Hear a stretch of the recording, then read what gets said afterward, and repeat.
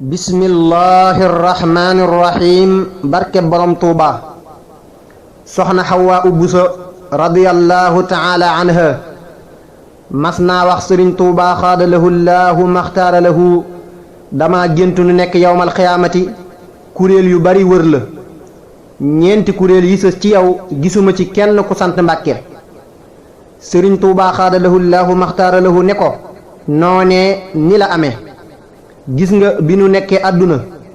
képp ku ñuy tudde ab taalibe bu ñuy wax ak moom bu koo kii ñuy askanale ci man ñëwee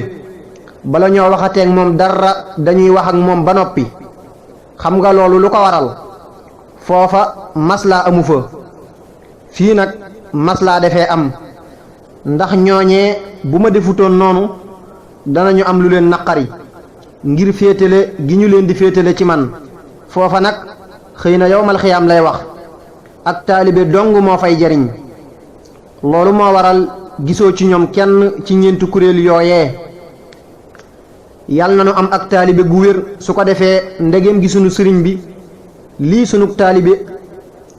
ki ñu doxale sunu digg ak moom nu jàppe ko ne sëriñ bi di ko warmaal di ko jox di ko dimbali yàlla na nu sunu borom delloo dimbali